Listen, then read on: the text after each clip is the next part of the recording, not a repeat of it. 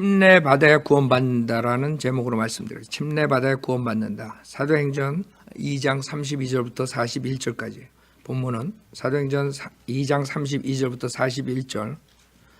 지금 이 구절로 인해서 굉장히 많은 사람들이 혼동을 하고 있어요. 여기에 나오는 본문에 침례를 받아야 성령을 받는다, 이런 본문이 있기 때문에 그러는 것이에요.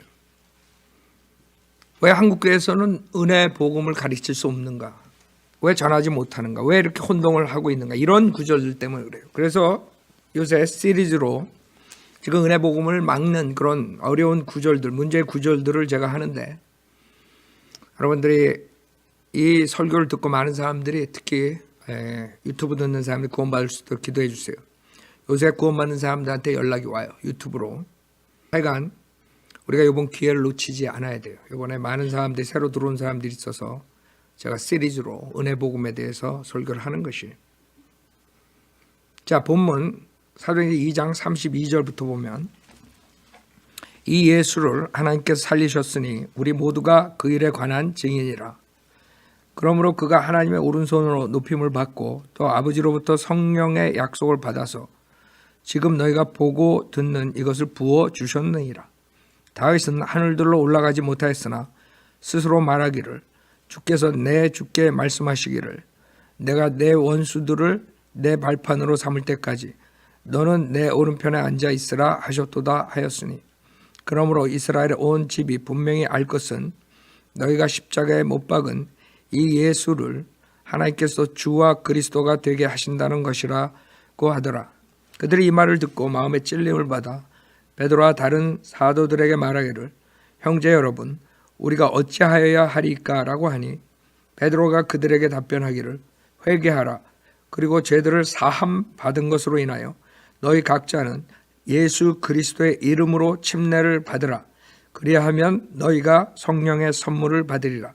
이 약속은 너희와 너희 자녀에게 한 것이며, 또한 먼 곳에 있는 모든 사람, 즉 주 우리 하나님께서 부르실 모든 사람에게 하신 것이라고 하더라. 또 여러 가지 다른 말로 증거하고 권고하여 말하기를, 너희는 이 사악한 세대로부터 구원을 받으라고 하더라. 그러자 그의 말을 기꺼이 받아들인 사람들은 침례를 받더라. 그리하여 그날에 약 3,000명의 사람이 더 늘었더라. 지금 팩트는 뭐예요? 팩트는 모든 교단들이 이 사도행전 2장 38절이 그 사람들의 신학 교리에서 가리키는 구원론이에요. 침례교 외 모든 교단들의 교리책에 보면 사도행전 2장 38절이 그 사람들의 구원론의 구절이에요. 우리 침례교는 로마서 10장 9절이에요. 왜 차이가 있느냐? 그래서 여러분들이 캐톨릭 교회에서 나온, 캐톨릭 교회가 그 유아 세례 주죠. 그 이유가 다 그 사람들은 이 사도행전 2장 38절 이런 거에 근거를 두고 있는 것이에요. 성경에 없는 게 아니에요. 여기 38절에 베드로가 그들에게 답변하기를, 회개하라. 그리고 죄들을 사함 받은 것으로 인하여 너희 각자는 예수 그리스도의 이름으로 침례를 받으라. 그리하면 내가 성령의 선물을 받으리라. 이런 구절이 있다고요. 그것뿐만 아니라 로마서 보세요. 로마서 6장 3절에 보면, 예수 그리스도 안으로 침례받은 우리가 그의 죽으심 안으로 침례받은 것을 알지 못하느냐. 그러므로 우리가 죽음 안으로 침례를 받아 그와 함께 장사되었으니, 이는 아버지의 영광으로 인하여 그리스도께서 죽은 자들로부터 일으켜 주신과 같이 우리도 또한 생명의 새로움 가운데서 행하게 하려 함이니라. 그렇죠? 그래서 이걸 가지고 물침례를 받아야 구원을 받는다를 가리켜요. 에베소서 4장 5절에 보면, 한 분 주요, 한 믿음이며 한 침례이고, 한 분 하나님 곧 모든 것의 아버지시니 그분은 모든 것 위에 계시며 모든 것을 통하며 너희 모두 안에 계시느니라. 여기서 에베소서 4장 5절에 한 분 주요, 한 믿음이며 한 침례이고, 이것을 물침례라고 가리켜요. 그렇기 때문에 많은 사람들은 물침례를 받아야 구원받는다 이렇게 가리키고, 그게 모든 교단들이 가리키는 것이에요. 여러분들은 왜 많은 교단들이 생겼을까요? 그것은 교리가 틀려서 그래요. 교리가 틀려서 다른 교단이 나오고 다른 교단이 나오고 다른 교단이 나오는 것이에요. 침례교 외의 모든 교단들은 캐토릭에서 나온 것이에요. 장로교에서 마찬가지. 그 다음에 성공회에서 나온 게 감리교라고요. 그 다음에 거기서 성결교, 웨슬리안교, 순복음교 이런 쫙 나오죠. 그렇기 때문에 교단 교리가 틀리면 구원론마저 틀리는 것이에요. 모든 교단들, 침례교 외의 모든 교단들은 사도행전 2장 38절이 구원론의 구절이에요. 결국에는 예수 그리스도의 이름으로 침례를 받고 성령의 선물을 받아야 구원받아. 이런 식으로 가르칠 수밖에 없어요. 성경에 나오기 때문에. 그래서 이 문제를 풀려면 해결을 하려면 두 가지를 알아야 돼요. 두 가지를 우리가. 두 가지를 알아야만이 이 구절을 해석할 수가 있어요. 이해할 수가 있어요. 첫 번째 해결할 때 필요한 것은 뭐예요? 성경이 무엇인가 알아야 돼요. 성경은 점진적으로 계시한 책이라는 것을 알아야 돼요. 무슨 말이냐면 하나님께서는 인간을 창조하시고 이 세상을 왕국을 통치하시길 원하셨어요. 그렇죠? 그러니까 인간의 죄로 인해서 결국엔 사탄을 따라가고 그 죄악으로 인해서 저 무서운 지옥불에 가게 됐어요. 자, 하나님께서 이 세상을 통치하려면 백성이 있어야 돼요. 백성 없이 무슨 왕이 있어요? 왕은 백성이 있어야 돼. 근데 이 백성이 제일 먼저 진 백성이 왕을 안 따라가고 사탄의 말을 듣고 왕의 말을 불복종하고 사탄 편에 쓴 거예요. 그래서 아담의 죄로 인해서 우리 인류가 모두가 죄인이 돼버린 거예요. 그래서 여러분 태어날 때 죄인으로 태어나는 거예요.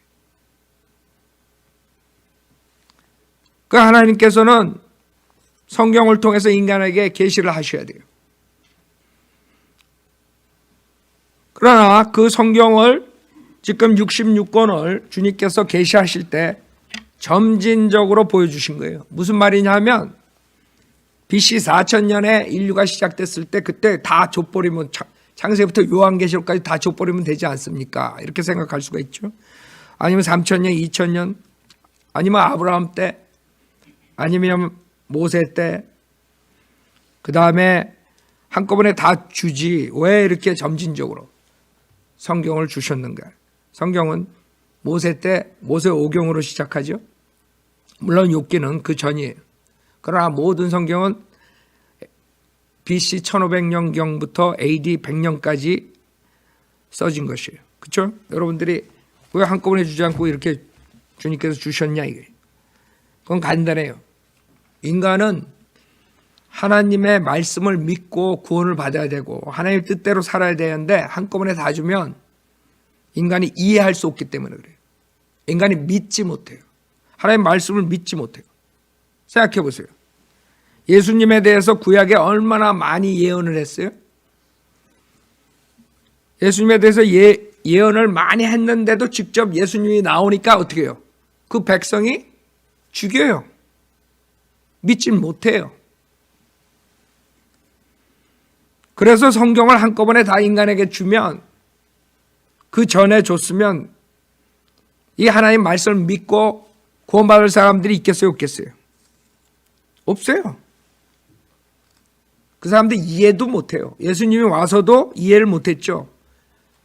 베드로도 주님이 와서 십자가 사건을 얘기하셨는데도 불구하고 십자가로 간다니까 그걸 막다가 사탄이란 말을 들었어요. 예수님한테. 그렇죠?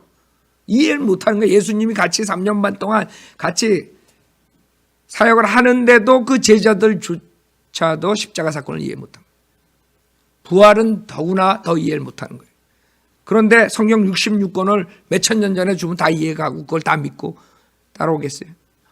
이 시대는 무죄 시대고 이 시대는 율법 시대고 율법 시대 다음에 예수님이 오셔서 은혜복음 시대가 오고 그 다음에 대환란이 오고 그 다음에 천년왕국이 오고 그 다음에 영원세계고 뭐 이런 식으로 한꺼번에 줬을 때 그 사람들이 이해하겠어요? 도저히 이해 못하죠.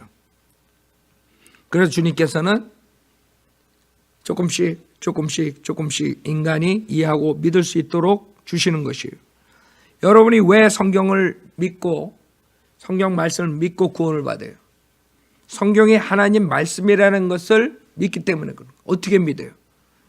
이 성경의 역사적인 것이 다 맞아 들었기 때문에, 여러분은 이 성경은 오류가 없다는 것을 알기 때문에 성경이 하나님 말씀이라는 걸 믿는 것이에요. 이 성경에 말한 예언의 성취를 통해서 여러분이 이거 하나님 말씀 뺏기 이렇게 할 수가 없다는 거예요. 다니엘서에 나오는 그 왕국에 대해서 쫙 나오잖아요. 그 동상에 대해서. 바빌론이 무너지고 메데 페르시아가 나오고 그리스가 나오고 로마가 나오고, 정확하게 그 왕국이 나타나기도 전에 예언을 하시는데 역사는 그렇게 흘러갔어요. 지구는 둥글다고 이사야서에 말한 것이 과학적으로 증명이 돼요. 모든 것이 성경에 말한 것이 오류가 없다는 것을 알기 때문에 인간은 이 성경이 하나님의 말씀이라는 걸 알 수밖에 없어요. 믿을 수 있다고요. 물론 안 믿는 사람도 많죠.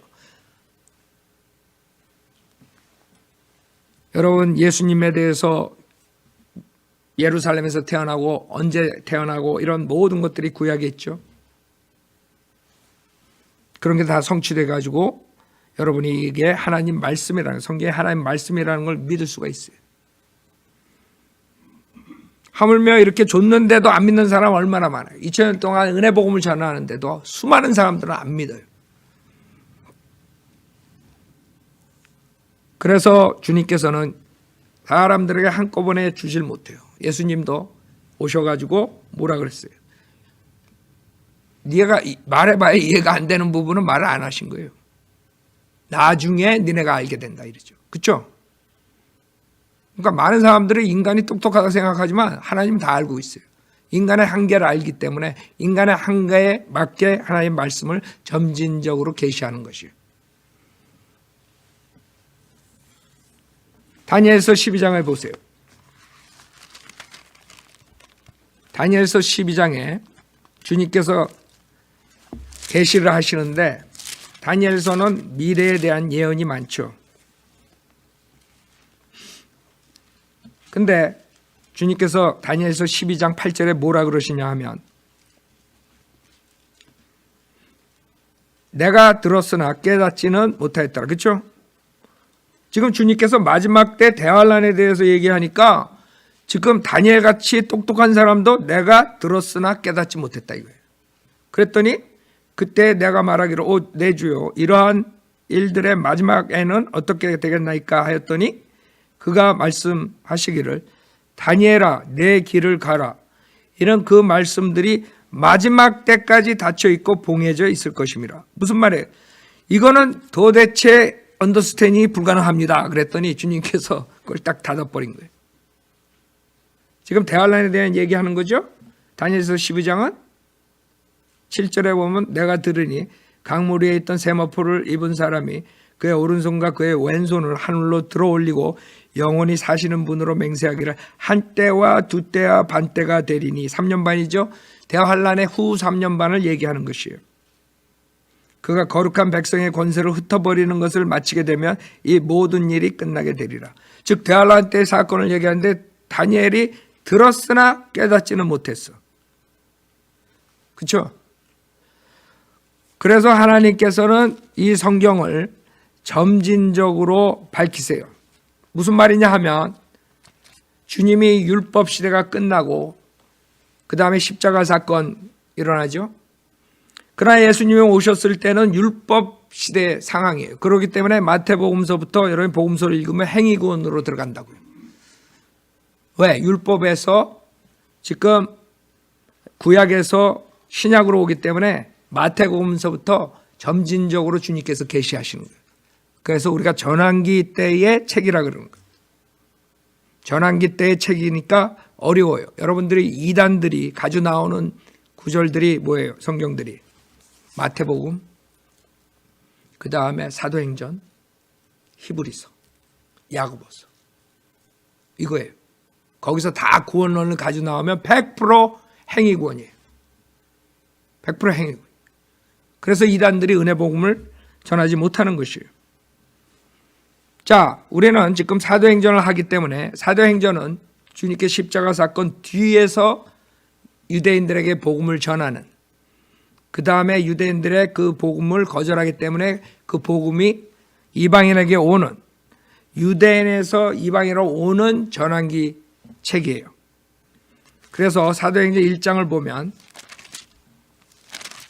여러분이 이걸 알지 못하면 사도행전 2장 38절을 풀 수가 없어요. 아, 성경은 한꺼번에 다 주는 게 아니라 점진적으로 계시하는구나. 점진적으로. 왜? 인간이 믿을 수가 없기 때문에. 인간이 믿을 수가 없으면 무슨 소용이 있어요?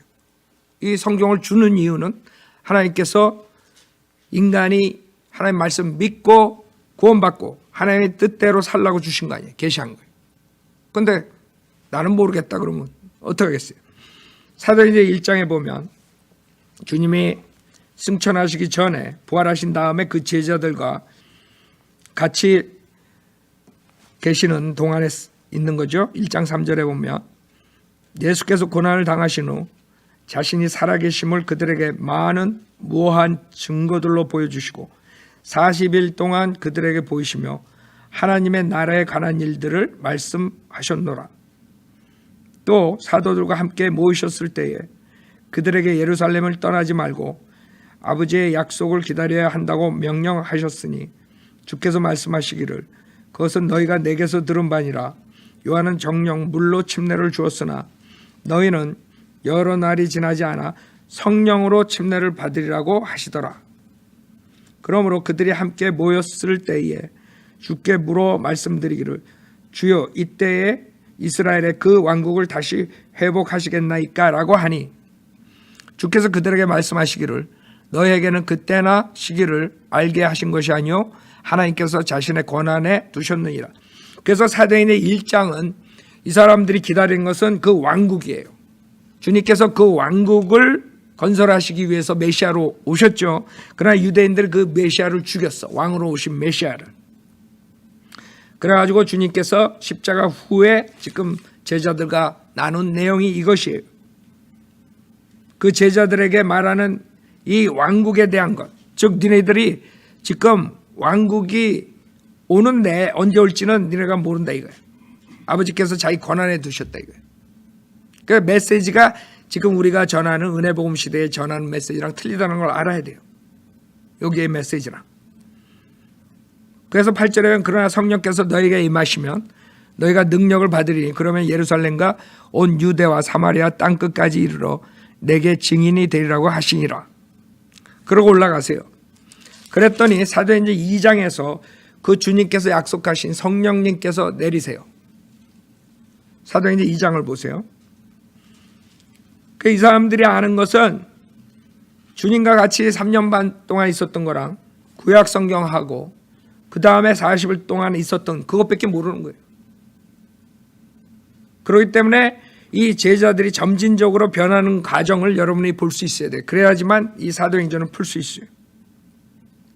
사도행전 2장 1절에 보면 2장 1절 그 오순절 날이 되자 그들이 다 하나가 되어 한 장소에 모였는데 갑자기 하늘에서 거친 강풍 같은 소리가 나더니 그들이 앉아있는 온 집안을 가득 채우더라.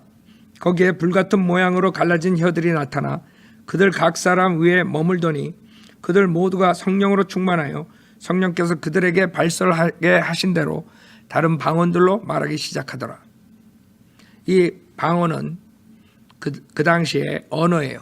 이 성경에 나오는 방언은 랭귀지예요. 이게 어떻게 알 수 있냐면 5절에 당시 예루살렘에는 신앙심이 깊은 유대인들이 천하 각국으로부터 와서 머물고 있었는데 그때 이 소문이 퍼지자 무리가 함께 모여 혼란이 생겼으니 이는 각 사람이 자기 나라 말로, 그렇죠? 나라 말로 그들이 말한 것을 들었기 때문이다. 그래서 방언이란 것은 지금 마지막 때 미혹의 영이 주는 그런 이상한 소리 내는 것이 방언이 아니에요. 언어를 말하는 것이에요. 그 당시에. 자, 근데 여기서 여러분이 처음 성령이 임하실 때 성령님이 오신다 그랬어요. 주님께서 1장에서 니네 기다리라 이거예요. 성령으로 침례를 받으리라 그랬어요. 자, 중요한 게 뭐예요? 성령으로 침례 받는다 그랬지? 물 침례 받는다 그런 말 했어요. 여기서 물 침례 받았어요? 2장에서 물 침례가 없어요. 근데 성령 침례를 받아요. 그렇죠? 성령이 임하신다고요. 이것이 오프닝이에요. 유대인들에게 주님께서 복음을 오픈해 주시는 것이에요. 그러니까 유대인들이 여기서 오픈하고 그 다음에 코넬료 이방인들이 오픈할 때 다시 한번 성령이 임하죠.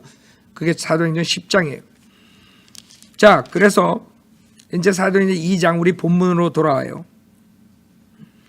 본문으로 돌아오면 이때에 이 이스라엘 백성들이 오순절날 사건을 보고 이 사도가 설교하는 것을 듣고 야 이건 큰일 났다. 우리가 죽인 그 사람이 구약에 예언한 우리의 메시아구나. 그거를 얘기하는 거예요. 36절부터 보면 그러므로 이스라엘 온 집이 분명히 알 것은 너희가 십자가에 못 박은 이 예수를 하나님께서 주와 그리스도가 되게 하신 것이라고 하더라. 그러니까 여기에 지금 유대인들이 모여 있었어요. 유대인들이 지금 있는 상태에서 이 사람들을 대상으로 얘기하는 거예요. 이스라엘의 온 집이 분명히 알 것은. 그렇죠? 37절에 그들이 이 말을 듣고 마음에 찔림을 받아 베드로와 다른 사도들에게 말하기를 형제 여러분 우리가 어찌하여야 하리까라고 하니 지금 봐요. 지금 사도행전 16장에 빌립보 간수가 구원받을 때 어떻게 하면 구원받습니까? 이렇게 물어봤지 우리가 어찌하여야 하리까? 형제 여러분 우리가 어찌하여야 하리까?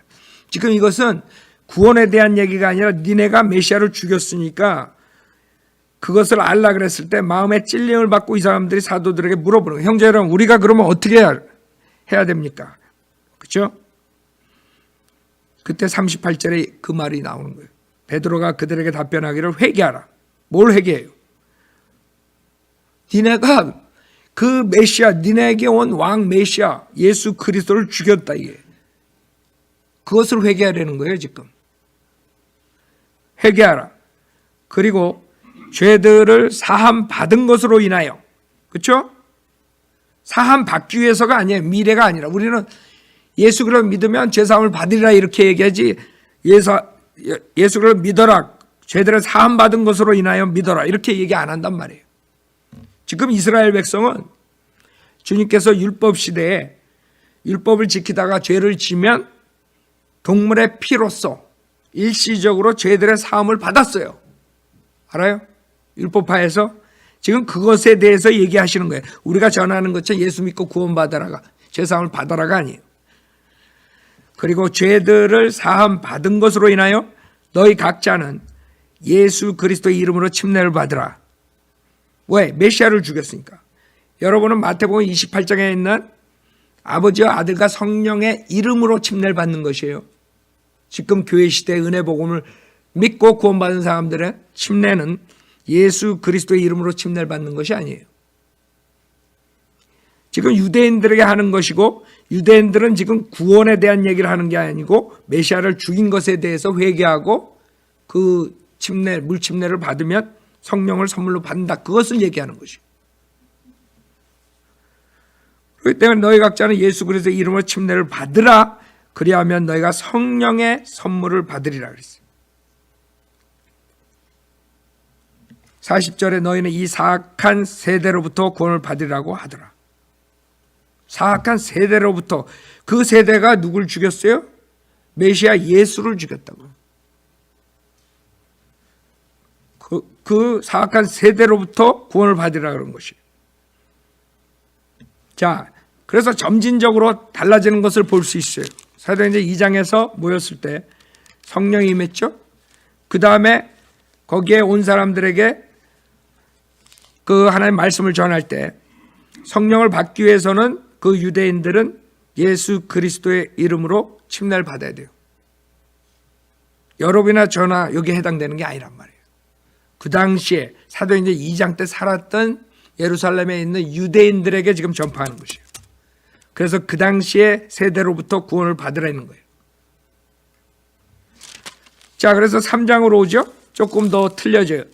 3장의 메시지는 사도행전 3장 19절에 보면 그러므로 너희는 회개하고 돌이키라. 그러면 주의 임재하심으로부터 새롭게 되는 때가 올 때 너희 죄들이 지워지라. 또 3장에서는 설교를 하는데 지금 우리가 설교하는 것처럼 설교 안 하죠. 아직까지도 이 왕국에 대해서 얘기하는 거. 왕국이 도래할 때 그때에 너희 죄들이 지워지리라.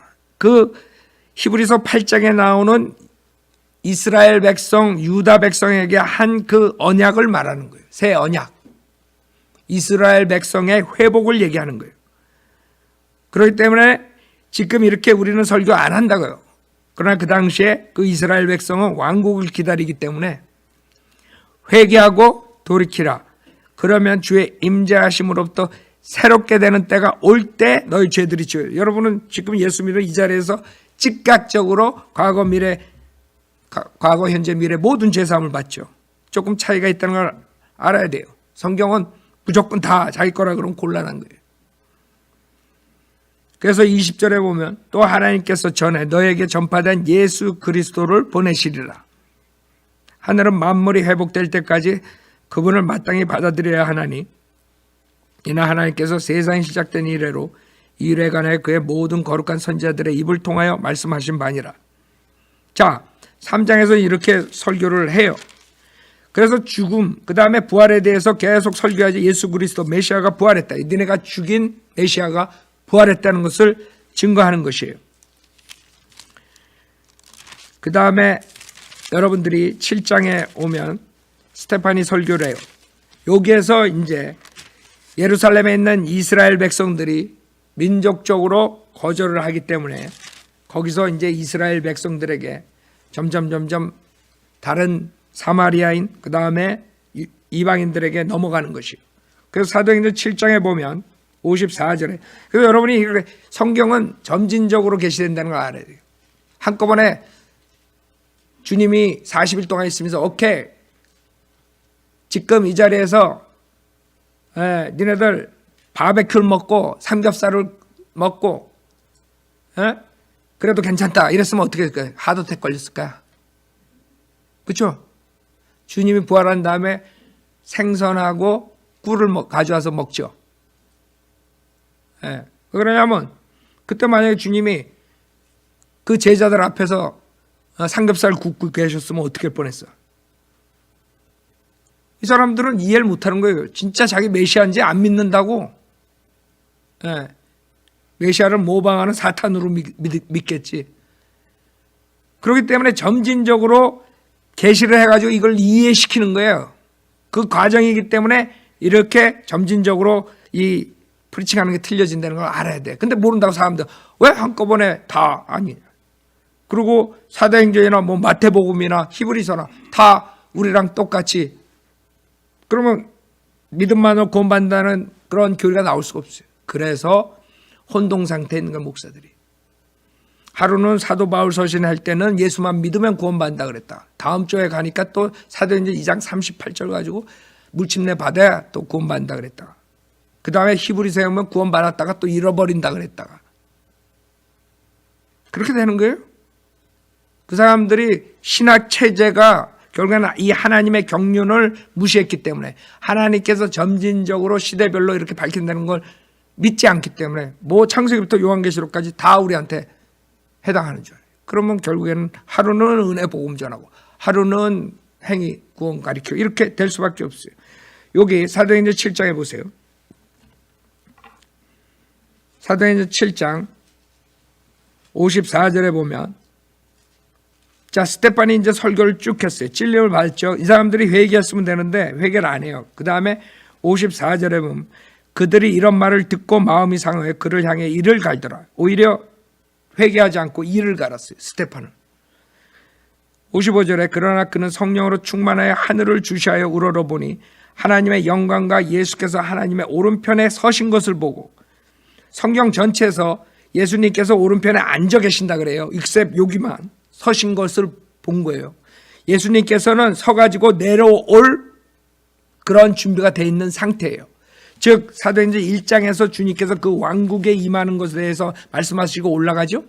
그렇기 때문에 이 왕국을 기대하는 것은 당연한 거예요. 사도들은 이 유대인들이 받아들였으면 그것이 가능한 것이에요. 그러면 예수님이 와서 휴거가 되고 바로 그 자리에서 대환란이 들어갈 수 있는 것이에요.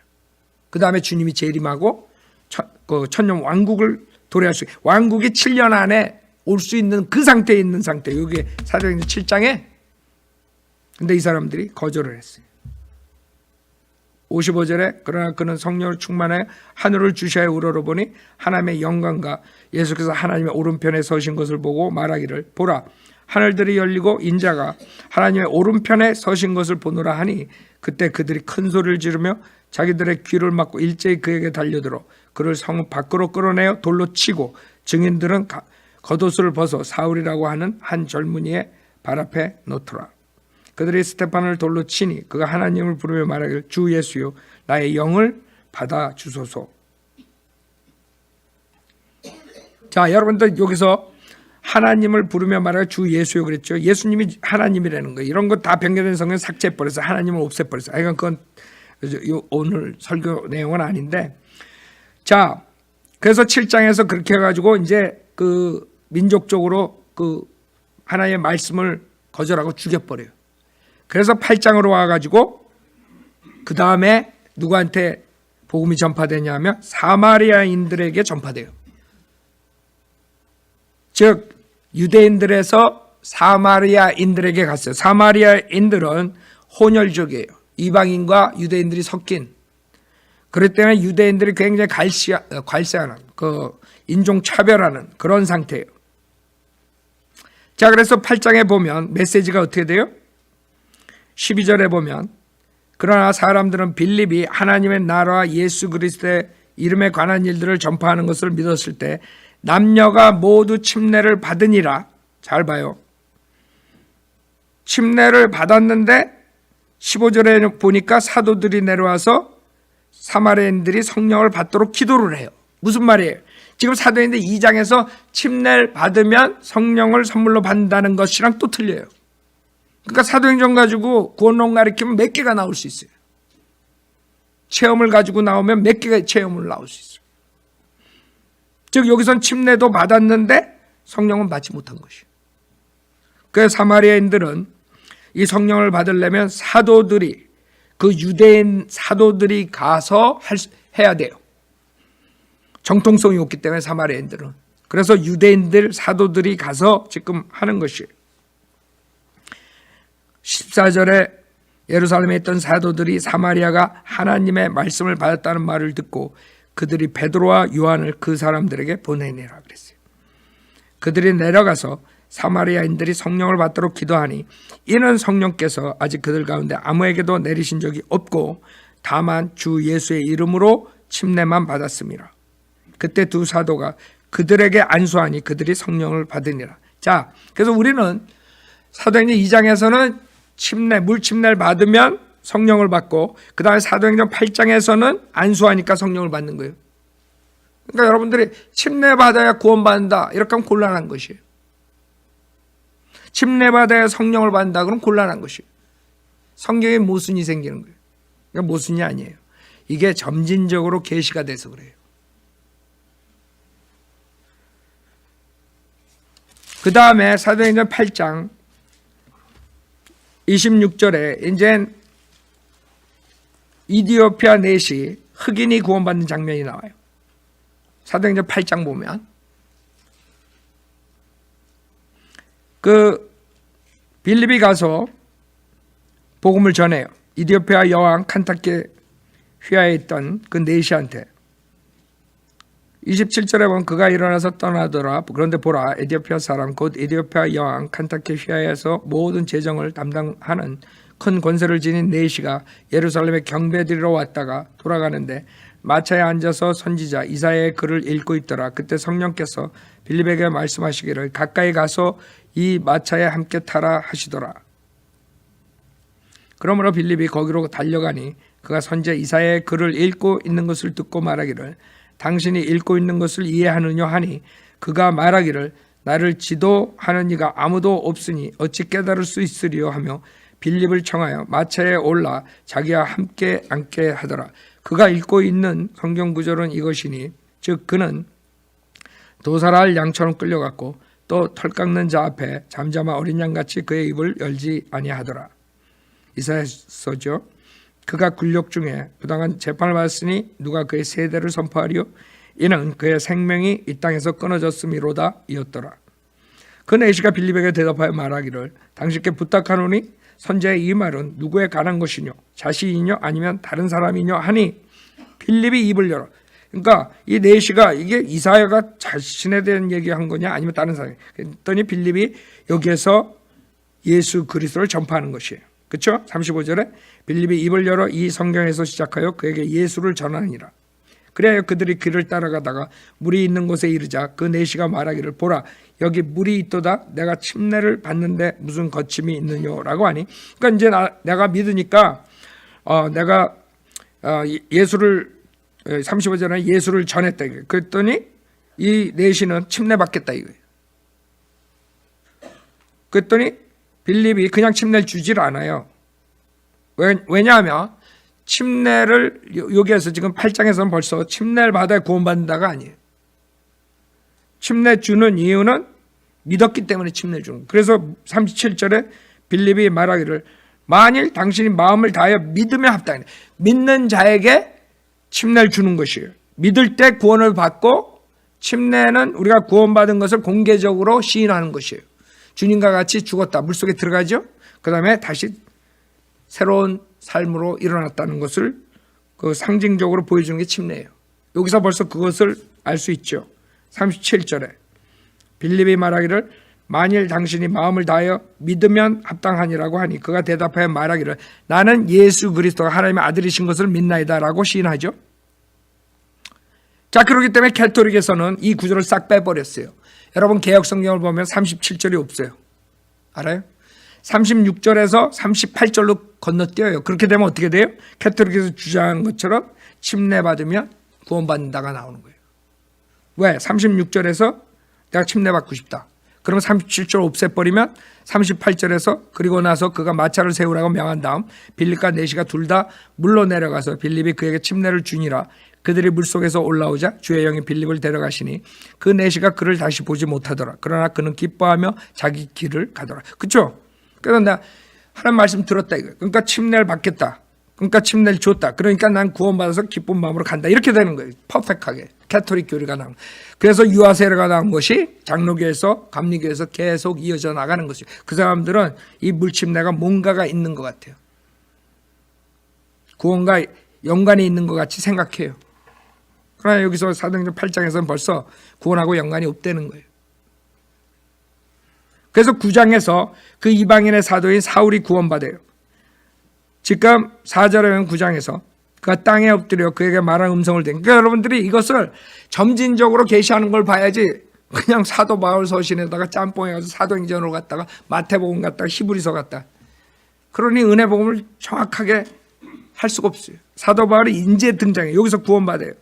4절에 보면 그가 땅에 엎드려 그에게 말한 음성을 들으니 사울아 사울아 내가 왜 나를 박해하느냐고 하시더라. 그러자 그가 말하기를 주여 당신은 누구시니까 라고 하니 주께서 말씀하시기를 나는 내가 박해하는 예수라. 가시체를 걷어차는 것이 내게 고통이라고 하시더라. 그가 떨며 놀라서 말하기를 주여 내가 어떻게 하기를 원하시나이까 라고 하니 그렇죠? 그래서 여기서 주를 믿고 이제는 내가 주여 주라고 시인하는 거예요. 내가 그러면 이제 어떻게 해야 됩니까? 믿고 나서 구원을 받고 나서 지금 그럼 내가 어떻게 하기를 원하니까 여러분이 구원받고 난 다음에 하는 것이에요. 그래서 여기서 9장에서 사도 바울이 구원을 받아요. 그 다음에 여러분들이 10장으로 가면 코넬료가 그 사람을 보내서 베드로를 초청해요. 자, 베드로를 초청할 때 여러분이 베드로가 그 이방인들에게도 성령이 온다는 것을 믿지 않았을 때 사도행전 10장에서 베드로는 정확하게 이 은혜 복음에 대해서 그 다음에 율법이 끝났다는 것을 완전하게 알지 못했어요. 사도행전 10장에서. 그래서 주님께서 환상을 보게 하죠. 그 환상이 뭐예요? 사도행전 10장에 보면 9절부터 보세요. 그 다음날 그들이 계속 길을 가다가 그 성읍에 가까이 왔을 때 베드로가 제6시경에 기도하려고 지붕 위에 올라갔는데 몹시 시장하여 먹고자 하더니 집사람들이 음식을 준비하는 동안 그가 무아지경에 빠져 하늘이 열리고, 잘 봐요. 이것도 지금 한다는 사람들 많은데 골치 아파요. 사도행전 가지고 지금 목회하는 사람들 때문에 아주 사람들이 이상해진다고. 이건 그 당시에 있었던 거예요. 이땐 성경이 없었어요, 신약이. 여러분들 지금 우리가 신약 바울 서신을 가지고 나가서 복음을 전파하는데 그 당시엔 없었던 거예요. 없었고 완전 계시가 지금 안 된 거예요. 점진적으로 주님께서 계시하신 거예요. 그래서 환상을 보여주는데 어떤 환상이냐 하면 12절에 그 안에는 땅에 있는 갖가지 네발 짐승들과 들 짐승들과 기어다니는 것들과 공중의 새들이 있더라. 그런데 한 음성이 그에게 들리기를 베드로야 일어나서 잡아먹으라 하더라. 베드로가 말하기를 주여 그럴 수 없나이다. 생각해봐요. 자기가 섬기는 하나님한테 너 그런 거야. 엄청난 일이에요. 여러분이 하나님 뭐 명령하는데 너 안 하겠어요. 베드로가 얼마나 주님을 사랑해요. 예수님을. 베드로처럼 예수님 사랑하는 사람 없어요. 그렇죠? 근데 하나님께서 그걸 먹으라 그랬는데 그럴 수 없다. 이거 왜 그랬겠어요? 완전 계시가 안 된 거예요. 율법에서는 더러운 짐승들을 먹으면 지옥 가는 거예요.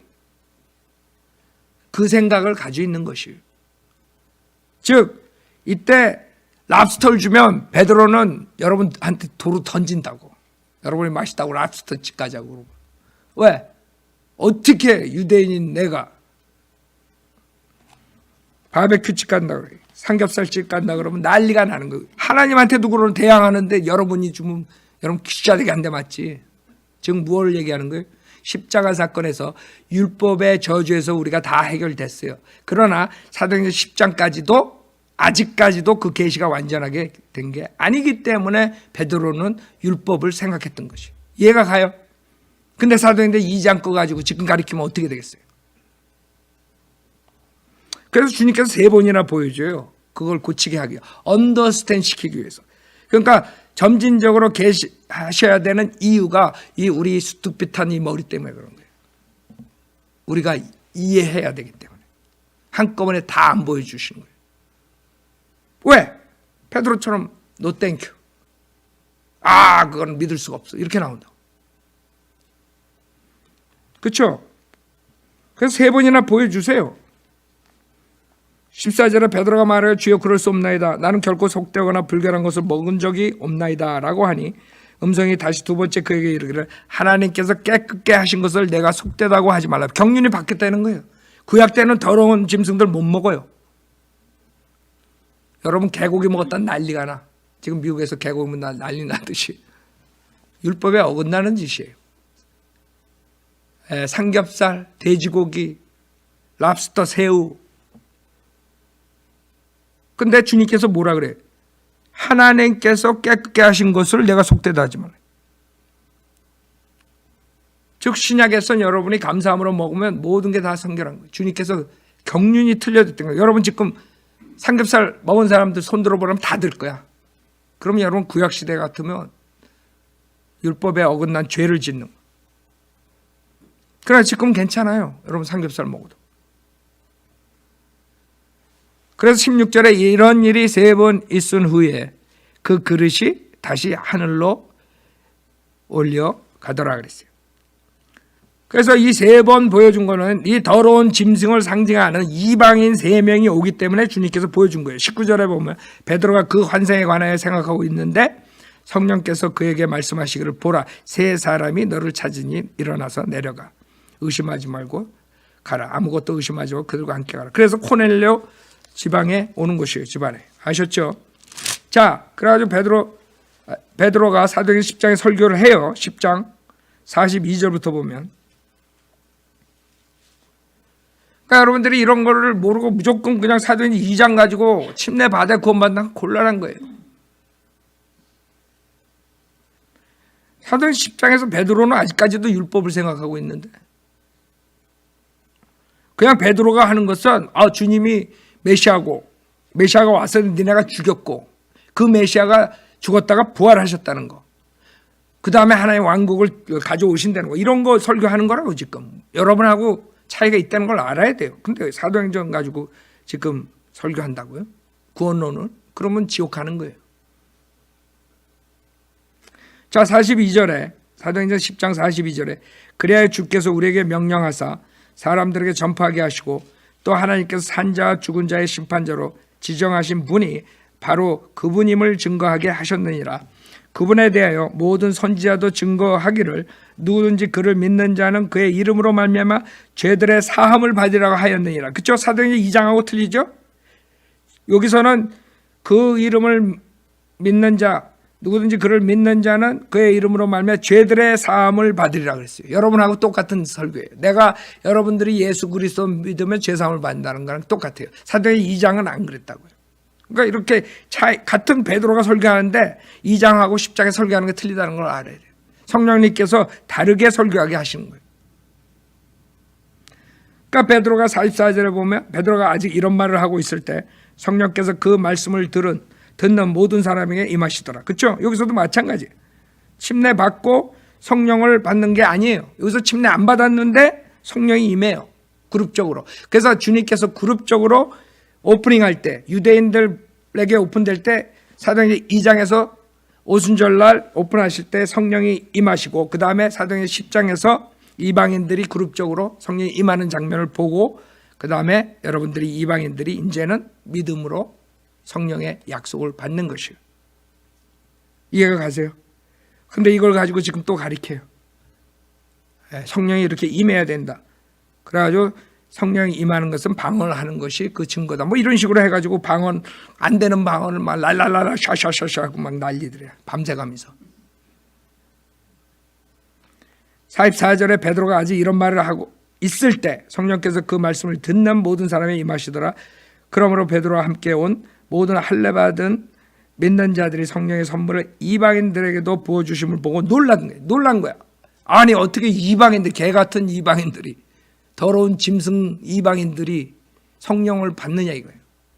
그래서 표적은 누굴 위해서 준 거예요? 유대인들을 위해서 준 거라고 고린도 전서에서 얘기하는 거예요.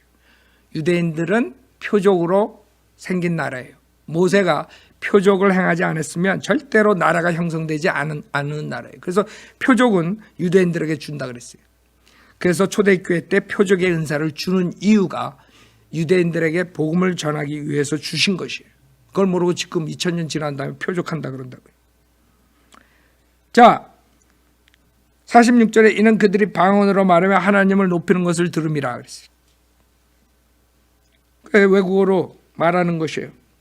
그 당시 이방인들이 그 유대인들 알아듣기 히브리어로 했겠죠. 그러니까 랭귀지라고요. 다른 나라 말로 한 거죠. 그렇기 때문에 이 사람이 알아듣죠. 하나님을 높이는 것을 알아듣지. 랄랄랄라 그런데 어떻게 높이는 걸 알아들어? 47절에 이 사람들이 우리와 마찬가지로 성령을 받았으니 어느 누가 물로 침례받는 것을 그 말이요. 그렇죠? 완전히 사도행전 2장 38절이 본문인데 그 본문에 의하면 침례받아야 성령을 받는데 그것이 아니라는 것을 제가 말씀드린 거예요. 그 당시에 사도행전 2장에서나 해당되는 것이야. 지금 사도행전 10장에서는 또 틀려. 근데 그걸 모르고 지금도 가르쳐요. 2000년 뒤에. 자, 여기서 성령 받은 사람들에게 물로 침례를 준단 말이에요. 그래서 48절에 보면 주의 이름으로 침례를 받으라고 그들에게 명하더라. 그렇죠? 예수의 이름이 아니에요. 주의 이름이라고요. 마태복음에 아버지, 아들, 성령의 이름 단수로 돼 있어요. 이름, 삼위일체라고요. 한 분이라고. 그래서 그 세 분에 해당되는 그 명칭이 주예요. 주 하나님 아버지, 주 하나님 아들, 주 성령 하나님. 그래서 주의 이름으로 침례 받는 것이. 자, 그 마태복음 28장에 우리 지금 이방인들이 침례 받을 때 아버지, 아들과 성령의 이름으로 침례를 받는다고요. 근데 바로 유대에 갔더니 난리가 난 거야. 이 유대인들이. 지금 여러분 사도행전 10장 여러분한테 쉬워요. 그래서 제가 천천히 가는 이유는 이걸 듣는 인터넷 듣는 사람들은 이거 전혀 모른다고. 요새 제가 사도행전 가리키니까 수요 모임 때 여러분들은 다 배운 거기 때문에 쉽지만 처음 듣는 사람들은 저 사람 저거 이상한 외계인 아니야? 내가 30년 동안 교회 다니면서 한 번도 못 들은 얘기 하네. 이러고 있을 거라고 지금. 그럼 우리는 성경 그대로 얘기하는 거. 내가 거기다 플러스 마이너스 한 게 하나도 없다 이거죠. 11절에 보면 11장 1절 유대에 있는 사도들과 형제들이 이방인들도 하나님의 말씀을 받았다는 것을 들으니라. 그 베드로가 예루살렘에 올라가니 할례자들의 속한 자들이 그와 다투며 말하기를 당신은 할례 받지 않은 사람들에게 들어가서 그들과 함께 먹었다. 아니 가서 말씀을 전하고 구원의 역사에 나와 기뻐해야 되는데 갔더니 그냥 난리가 난 거야. 왜? 이방인들에게 복음을 전했다 이거지. 그 동물들에게. 그래가지고 자기가 어떻게 해서 거기에 가서 하나님께서 어떻게 해서 성령의 역사하게 해준 그런 것들을 다 지금 얘기하니까 그때서야 알아들어요. 그러니까 이렇게 점진적으로 알아듣는 거예요. 이런 걸 다 무시해버리고 그냥 사도행전 1장에서 40일 동안 있을 때 하나님 예수님이 다 이렇게 사도 바울 서신처럼 그리스도의 몸의 신비는 이렇게 다 얘기해주면 해가지고 그거 알아듣겠어요? 아니 지금 율법도 지금 해결된지 모르는 사람들한테 물론 그리스도의 몸이 어떻고 교회가 어떻고 보이는 교회 보이지 않는 교회 어떻게 설명을 해줘요? 그래서 사도 바울을 통해서 그 그리스도의 몸에 대한 신비를 말씀해 주시고 사도 바울 서신을 쓰시게 하시는 것이에요. 그게 우리 교회 시대에 은혜 복음을 전하는 사람들에게 해당되는 구원론이에요. 근데 지금 목사들이 사도행전 2장을 가지고 구원론을 하게 되면 행위구원이에요. 침례는 행위예요. 침례를 받아야 성령을 받고 구원받는다. 이러면 행함이 있어야지 구원받는 것이에요. 행위구원이에요. 종교 행위. 자, 그래서 여기 14절에 보면 그가 내게 말씀을 전해 주리니 그 말씀으로 너와 너의 온 집안이 구원받으려고 하였다는 것이라. 그리하여 내가 말하기 시작하니 그 베드로가 자기가 어떻게 갔고 거기 가서 한 일을 지금 간증하는 거예요. 그랬더니 그때 이제 이해하는 거예요. 그리하여 내가 말하기 시작하니 성령께서 처음에 우리에게 임하신 것과 똑같이 그들에게 임하더라. 그렇죠? 오순절날 우리에게 임한 거 니네도 알지 않느냐? 내가 가서 전했더니 이방인들에게도 똑같이 임했다 이거야. 근데 니네가 왜 그러느냐? 지금 이 말을 하는 거예요. 그 사람들이 막 싸우자고 덤벼드니까. 16절에 그때 내가 주의 말씀 곧 요한은 정령 물로 침례를 주었으나 너희는 성령으로 침례를 받으리라고 말씀하신 것을 기억했노라. 그러므로 하나님께서 주 예수 그리스도를 믿은 우리에게 주신 것과 똑같은 선물을 그들에게도 주셨다면, 그렇죠? 여기서 변화되는 거 알 수 있죠? 이제 믿음으로써 성령을 받는 거예요. 믿음으로써 주 예수 그리스도를 믿은 우리에게 주신 것과 똑같은 선물을 그들에게도 주셨다면 내가 누구이기에 하나님을 거역할 수 있겠는가라고 하니 그들이 이런 말을 듣고 잠잠하더라. 그리고 하나님께서 영광을 돌리며 말하기를 그러면 하나님께서 이방인들에게도 생명의 이르는 회개를 주셨도다라고 하니라. 그래서 이제 이해가 가는 거예요. 이렇게 머리가 나쁜 게 아니라 인간의 두뇌가 한정이 되어 있기 때문에 하나님께서 인간에게 글을 쓸 때는 점진적으로 특히 전환기 시대에는 이렇게 조금씩 계시를 해줘야지 인간이 아하 이러는 거라고. 알아요? 왜 우리가 사도행전 전환기 때 책을 가지고 지금 구원론을 가리키면 지옥 보내는지 알겠습니까? 지금 챕터 11장까지 10장까지 하는데 몇 개나 다른 구원론이 나와요 지금.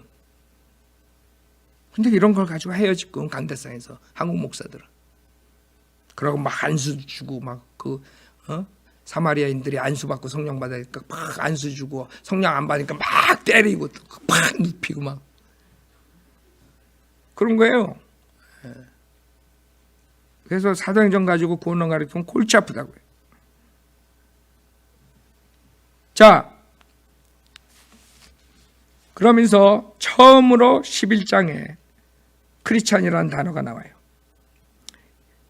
안티옥에서. 여러분 안티옥이 중요해요. 시리아 안티옥에서부터 리얼 바이블 빌리버들이 나와요. 그래서 성경이 킹제임스 성경 뿌리를 갈 때 우리는 안티옥으로 가는 거예요. 캐톨릭 성경은 어디로 가요? 이집트, 알렉산드리아로 가요. 그 뿌리가 그거는 이제 성경 우리가 저가 비평론에서 나오는데 처음 크리스찬이라는 단어가 그 안티옥에서 나와요. 26절에 보면 그를 만나 안티옥으로 데리고 오니라. 그리하여 그들이 1년 내내 교회에 함께 있으면서 많은 무리를 가르치니 안티옥에서 제자들이 처음으로 그리스도인이라고 불리더라. 이래가지고 이제 바울이 등장하고 은혜 복음을 전해요. 그랬더니 아직까지도 그 유대에 있는 사람들은 사도 바울의 은혜 복음을 이해를 못해가지고 싸움을 벌여요. 싸움을. 그게 사도행전 15장이에요. 사도행전 15장에서 1절에 보면 유대에서 내려온 어떤 사람들이 형제들을 가르치며 말하기를 너희가 모세의 율법에 따라 할례 받지 않으면 구원을 받을 수 없나라고 하더라. 자, 유대에서 온 사람들이 야 사도 바울 네가 웃기고 앉았네. 믿음만으로 구원받아. 아니야. 할례 받지 않으면 구원받을 수 없어. 이래버린 거예요. 여러분 제가 지금 은혜 보고 믿음만으로 구원받는다 그러면 지금 벌떼처럼 난리야. 한국 목사들 그냥. 유튜브에다 막 올려놓고 막 2단 목사님, 3단 목사님, 4단 목사님 막 그래. 그래서 2절에 보면 그러므로 바울과 바나바와 그들 사이에 적지 않은 의견 차이와 논쟁이 일어나니 형제들이 바울과 바나바와 그들 중에서 몇 사람을 더 선정하여 이 문제를 규명하기 위하여 예루살렘에 있는 사도들과 장로들에게 올라가도록 하니라. 그래서 올라갔어요. 예루살렘에. 그러니까 올라가서 4절에 예루살렘에 도착하여 교회와 사도들과 장로들의 영접을 받고 하나님께서 그들과 함께 행하신 모든 일을 설명하니라. 그렇죠? 그래서 이제는 믿음만으로 구원, 이방인들도 구원받는다. 그걸로 얘기를 했어. 그래가지고 이런 역사가 일어났다. 얘기를 했더니 5절에 그러나 바리새파에서 믿는 몇 사람이 일어나서 말하기를 그들에게 할례를 주는 것이 필요하니 모세의 율법을 지키도록 권고하라고 하더라.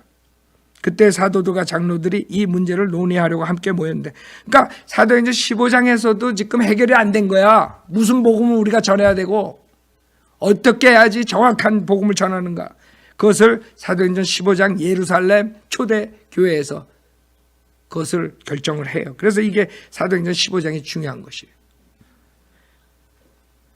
7절에 많은 논의가 있은 후에 베드로가 일어나서 그들에게 말하기를 형제 여러분 당신들이 아는 대로 하나님께서 오래전부터 우리 가운데 택하시어 나의 입을 통하여 이방인들이 복음의 말씀을 듣고 믿게 하였느니라. 그렇죠? 사도행전 10장에서 있었던 그것을 간증하는 거 지금 자기가 가서 코넬료 이방인들에게 복음을 전했더니 그들이 믿고 성령을 받았다는 것을 증거하는 거 지금.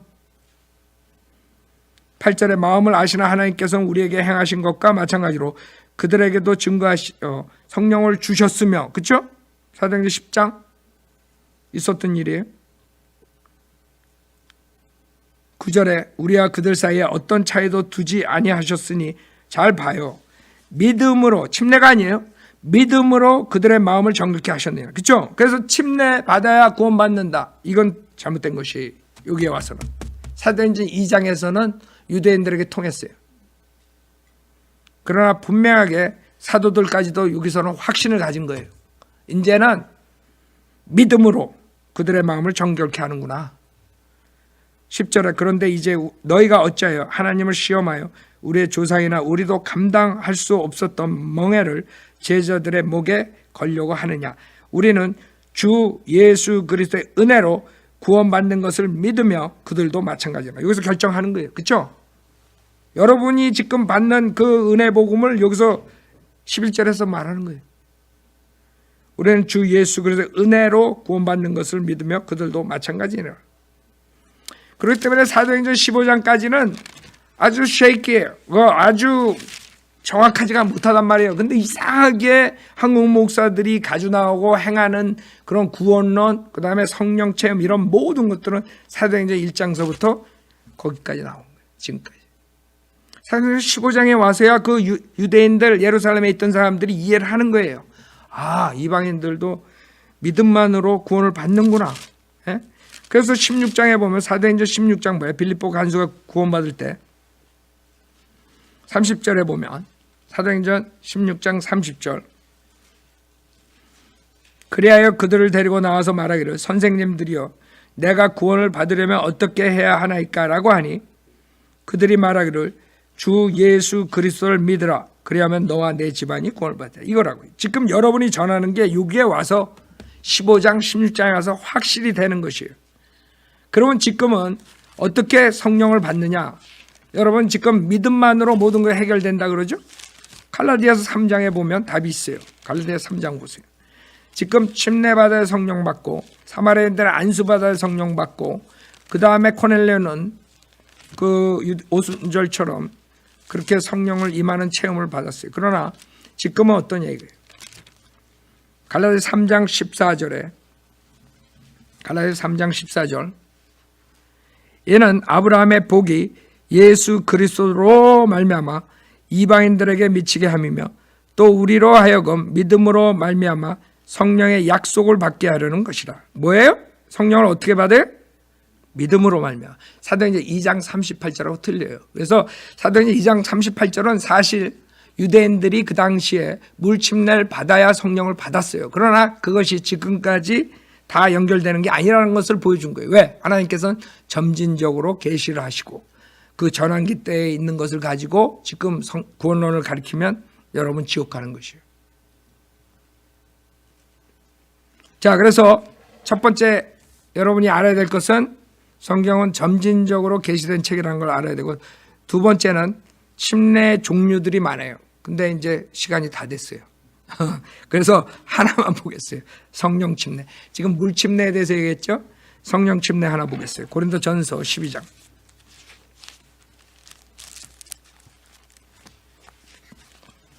고린도전서 12장. 그러니까 많은 사람들이 침례 단어만 나오면 무조건 물 침례 생각해. 그거 잘못된 거예요. 그래서 물 침례 중생이 나오는 거예요. 물 침례 받아야 중생한다. 여러분 그게 캐토릭을 이루는 줄 알아요? 처음에 여러분들이 캐토릭이 등장한 게 아니에요. 처음에 사도 바울이 복음 전하고 은혜 복음이 퍼지면서 그 교회를 컨트롤하는 자들이 나오면서 교회가 커지면서 대형화되면서 그 교회들을 감독하는 자들이 그 다 이렇게 컨트롤하려고 그 물침례 받아야, 우리 교회에서 물침례 받아야 니네들이 구원받는다. 그러니까 사람들을 교회에다 묶어놓은 게 결국에는 뒤에 가가지고 캐토릭으로 되는 것이 캐토릭이. 엄청난 이단이에요. 물침례 중생 처음 이단이에요. 고린도전서 12장 12절에 보면 몸은 하나인데 많은 지체가 있고 한 몸에 지체는 많아도 모두 한 몸인 것처럼 그리스도께서도 그러하시니라. 유대인이나 이방이나 종이나 자유이나 한 성령에 의하여 우리 모두가 한 몸 안으로 뭐예요? 침례를 받은 거예요. 즉 성령 침례는 예수 그리스도를 믿을 때 성령의 약속을 받는다고 갈라디아서 3장 14절에 말하죠. 여러분이 예수 그리스도를 믿었을 때 성령님께서 들어오셔서 여러분의 몸과 혼을 절단해요. 그게 그리스도의 할례, 골로새서 2장이죠. 그 다음에 여러분의 그 몸은 아직 구속 못 받은 거예요. 그러나 여러분의 혼과 영, 여러분의 속에 있는 이 새로운 속사람, 되죠? 어떻게 돼요? 성령 침례로 그리스도의 몸의 일지체가 되는 것이에요. 그것을 교회라 그래요. 보이지 않는 교회. 그래서 교회는 보이는 로컬 교회, 지역 교회가 있고 보이지 않는 교회가 있어요. 보이지 않는 교회는 단수예요. 하나, 그리스도의 몸. 그래서 여러분들은 구원받은 사람들만이 들어가는 것이 보이지 않는 교회예요. 보이는 교회는 구원받지 않는 사람도 올 수 있어요. 지역 교회는. 그러나 예수 그리스도 믿고 구원받은 사람은 어디로 들어가요? 보이지 않는 교회인 그리스도의 몸의 일지체가 되는 거예요. 그게 고린도전서 12장에서 지금 얘기하는 것이에요. 12장 19절에 보면 만일 모두 다 한 지체면 몸은 어디겠느냐. 그러나 이제 지체들은 많아도 한 몸이니라 그랬어요. 그렇죠? 그래서 27절에 보면 이제 너희는 그리스도의 몸이요, 단수라고요. 개별적으로는 그 지체들이라. 그래서 구원받은 사람들은 그리스도의 몸의 한 지체가 되는 것이에요. 근데 구원받고 난 다음에 지옥 갈 수 있어요, 없어요? 교회 시대에. 없지. 그리스도의 몸이 지옥 가 그럼? 그래서 교회 시대만 특별하게 주님께서 그리스도의 몸을 이루는 거지, 이 교회가 휴거돼서 없어지면 그리스도의 몸은 없는 거예요. 그럴 때 구약 시대처럼 성령이 왔다 떠나고 이런 것이에요. 제가 전주에 설교했죠. 그게 대환란 때라고. 그러나 교회 시대에는 구원받은 사람들이 그리스도의 몸 안으로 잠기는 거예요. 성령으로 인해 잠길 침자라고. 그게 침례예요. 침례. 그리스도의 몸 안에 잠긴다는 거. 그게 성령 침례고, 로마서 아까 얘기한 그런 구절 때문에 침례 중생을 가리킨다 그랬죠. 물침례 중생. 다시 보세요. 로마서 6장 3절에 보면 예수 그리스도 안으로 침례받은 우리가, 그랬죠? 그러면 성현대로 믿는 침례교 목사 외에는 다 이걸 어떻게 읽어요? 예수 그리스도 안으로 물침례 받은 우리가 이렇게 읽어요. 그래서 물침례 받아야 예수 그리스도의 안으로 들어간다. 알아요? 지금 여기서 말하는 침례는 둘 침례 중에 어떤 거예요? 물침례예요? 아니면 성령 침례예요? 당연히 성령 침례라고요. 근데 로마서 6장 가리키면서 물침례 중생을 가리켜요. 그걸 모르니까. 그래서 3절에 예수 그리스도 안으로 침례받은 우리가 그의 죽으심 안으로 침례받은 것을 알지 못하느냐. 그럼 우리가 죽음 안으로 침례를 받아 그와 함께 장사되었으니 이는 아버지의 영광으로 인하여 그리스도께서 죽은 자들로부터 일으켜지신과 같이 우리도 또한 생명의 새로운 가운데서 행하게 하려 하십니다. 그렇죠? 그 침례라는 것은 지금 성령 침례로 그리스도의 몸 안으로 들어가는데 물 침례를 가리키면서 그걸로 인해서 그리스도 안으로 들어가고 교회가 된다. 이렇게 가르치면 캐톨릭 교회처럼 되는 거죠. 캐톨릭 교회처럼 우리 교회에 와서 그 사람도 침례도 안 가르치지. 세례 받아야 교회 안으로 그리스도 안으로 들어오고 구원받는다. 이렇게 가르쳐요. 그러면 물침례 중생이 되는 거예요. 그래서 그 교회 밖으로 나가면 지옥 간다. 이렇게 가르쳐요. 캐톨릭에서 그랬는데 요새 한국 교회들도 그래요. 자기 교회에서 나가면 지옥 가는 거야. 그 사람들이 그리스도의 몸을 잘 몰라서 그래요. 보이지 않는 교회에 대해서 잘 몰라서 그래요. 그렇기 때문에 여러분들이 이 침례라는 것은 상징성이 있는 거예요. 지금 교회 시대에 베드로전서 3장 보세요. 제가 자꾸 마지막 그러는데 이게 진짜 마지막이야. 이거 한 시간에 다 가르쳐요. 제가 옛날처럼 80마일로 다니면 벌써 끝났는데 요새는 이제 20마일, 30마일로 달려요. 그러니까 늦어. 그러니까 여러분들이 이게 이해하기 위해서 이게 참 중요한 구절들이 요새 하는 시리즈가 이게 다 막혀가지고 은혜 복음이 안 되는 거예요. 한국교회 목사들이 이걸 배워야 되는데 절대로 안 배워요. 그냥 장로교 신학, 감리교 신학 이런 것만 붙잡고 있다고. 그것도 다 짬뽕이 돼가지고 지금 무슨 교단 자기 신학도 없어. 그냥 이거 갖다 붙이고 저거 갖다 붙이고. 자, 베드로전서 3장 20절. 그들은 전에 노아의 날에 방주를 예배하는 동안 하나님께서 오래 참고 기다리셨을 때에 순종하지 아니하던 자들이라. 방주에서 물로 말미암아 구원을 받은 사람이 몇 명뿐이니 곧 8혼들이라. 물은 예수 그리스도의 부활하심으로 인하여 이제 우리를 구원하는 모형이에요. 모형. 알아요? 그 물침례는 노아의 방주, 그때 노아의 홍수처럼 그 죄악을 싹 그냥 다 죽여버리는 거예요. 여러분도 물속에 들어가서 그 죄인인 여러분이 죽었다가 딱 일어날 때 다시 살아나는 걸 의미하는 거예요. 그 모형이라고. 그래서 로마서 6장에서 그렇게 얘기하는 거예요. 니네가 침례로 죽었다가 다시 살아났다는 거예요. 그러니까 이제 똑바로 살아라. 그 노아의 홍수 때 다 죽었잖아요, 죄인들이. 그래가지고 노아는 그 물이 아니었으면 큰일 날 뻔했죠. 그 물로 말미암아 구원을 받았다 이거. 알아요? 노아는. 근데 그것은 지금 우리 시대의 모형이야. 구원받은 사람들이 여러분이 죄를 회개하고 예수 믿었을 때 예수님과 같이 십자가에서 죽었다가 장사된 3일 만에 그 다음에 부활하는 거예요. 그래서 물속에 들어갔다 나오잖아요. 그 세례 물 뿌리고 이런 거는 우스운 거예요. 여러분 죽었는데 흙 뿌리고 그냥 다 무덤도 안 만들고 그냥 흙 뿌리고 그냥 가는 거야.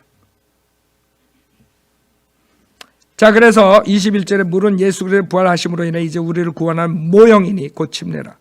이것은 육체의 더러움을 제거하는 것이 아니라 분명하죠. 모형이기 때문에 물침례를 암만 100번 줘도 육체의 더러움을 제거하는 게 아니라 때만 벗겨지지. 그래 양심을 어떻게 깨끗하게 정결케 해? 마음을 어떻게 정결케 해? 그것은 믿음으로 성령 침례를 받은 사람만이 그 안이 깨끗해지는 거예요. 이건 육체의 더러움을 제거하는 것이 아니라 하나님을 향한 선한 양심의 응답이라. 그렇죠? 여러 구원받은 사람들이 가진 선한 양심이 있기 때문에 이제 내가 침례 받겠습니다 하는 거예요. 그 양심의 고백이라고. 내가 구원 받았습니다. 예수 믿었습니다. 이제 내 공개적으로 신앙 고백을 하겠습니다. 상징적으로 주님과 같이 죽었다 부활한 것을 모형으로서 보여주는 그게 침례라고요. 자, 그래서 결론은 두 가지 침례가 있고, 사도행전 2장에서 하는 것은 전환기 때 유대인들에게 예수를 죽인, 메시아를 죽인 그 사람들이 회개하고 성령을 받는 방법을 말한 것이지, 지금도 물침례 받아야 구원받는다, 성령 받는다 하면은 그건 행위 구원이고 결국엔 캐토릭처럼 결국엔 지옥에 가는 거예요. 근데 이상하죠? 자기네들이 캐토릭에서 나왔다 하면서 장로교, 감리교 다 그거 똑같이 따라해요. 그 사람들 아직까지 해결이 안 되는 거예요. 이거 사도 바울 서신 읽을 때는 믿음만으로 구원받는다 그랬는데, 사도행전 읽을 때는 또 아니고, 에라 모르겠다 그냥 사도행전 2장 38절 구원론 해놓고, 그 다음에는 이제 가르칠 때는 하루는 믿음으로 구원받는다 그랬다, 그 다음에는 믿음과 침례가 있어야 구원받는다 그랬다. 그래서 우리 지금 침례교 외에는 모든 사람들이 사도행전 2장 38절이 구원론이라고 그랬어요. 우리 침례교도들은 로마서 10장 9절이에요. 그걸로 마치겠어요. 또 하나 나오네. 저는 구원받지 못한 사람들에게 하는 것이에요. 지금 인터넷 듣는 분들 처음이라 가지고 저 목사가 무슨 얘기를 하나 그러고 있을 거예요. 그분들에게 주는 구원론이에요. 하나님께서는 교회 시대, 은혜복음 시대의 구원론은 사도행전 2장 38절이 아니라 로마서 10장 9절이에요. 로마서 10장 9절에 내가 내 입으로 주 예수를 시인하고 또 하나님께서 그를 죽은 자들로부터 살리신 것을 내 마음에 믿으면 구원을 받으리라 그랬어요. 여기서 침례란 말 안 나와요. 이게 우리의 구원론이에요. 이는 사람이 마음으로 믿어 의에 이르고 입으로 고백하여 구원에 이르기 때문이라. 그렇죠? 즉 예수가 주 하나님이라는 것을 믿고 시인하고 하나님께서, 하나님 아버지께서 그를, 하나님의 아들을 죽은 자들로부터 살리신 것을 내 마음에 믿으면 구원받는 거예요. 두 가지 조건이에요. 회개하는 마음으로 예수가 하나님이신데 내 죄를 위해 십자가에서 피 흘려 죽으셨다, 부활하신 사실을 믿으면 여러분이 구원받을 수 있어요. 그래서 주의 이름을 시인하라고 제가 여러분들에게 영적 기도를 인도하겠어요. 이 인터넷 듣는 사람들, 여태까지 이런 것 때문에 혼동돼 있어가지고 행함이 있어야 구원받는다고 착각했던 분들, 로마서 10장 9절을 어린애처럼 믿고 예수가 하나님이시고 내 죄를 위해 십자가에서 피 흘려 죽으셨다, 부활하셨어, 그분을 믿기만 하면 모든 죄사함을 받는다. 그런 분들은 저를 따라서 기도하세요. 하나님 아버지, 저는 죄인입니다. 저의 죄를 용서해 주십시오. 저는 예수님이 하나님이시며 제 죄를 위해 십자가에서 피 흘려 죽으셨다가 부활하신 사실을 믿습니다. 저는 오늘 예수님을 구세주로 영접하오니 지금 당장 들어오셔서 저를 지옥으로부터 구원해 주십시오. 구원해 주셔서 감사하며 주 예수 그리스도 이름으로 기도드립니다. 아멘. 자, 여러분이 이렇게 어린애처럼 100% 로마서 10장 9절을 믿고 이해가 되든 안 되든 그게 문제가 아니에요. 여러분, 하나님 말씀 구원받지 못한 사람 잘 이해 안 돼요. 나는 하나님 말씀을 믿겠다. 이거 하나님께서 거짓말 안 하신다. 이거 하나님께서 예수가 하나님이시고 그분이 나를 위해 십자가에 죽으셨다, 부활하신 사실, 그걸 믿으면 구원받는다 해서 그거를 내가 믿겠다 한 거지, 여러분이 뭐 성경을 다 이해해가지고 구원받는 거 아니에요. 그래서 절대로 속지 마시라고요.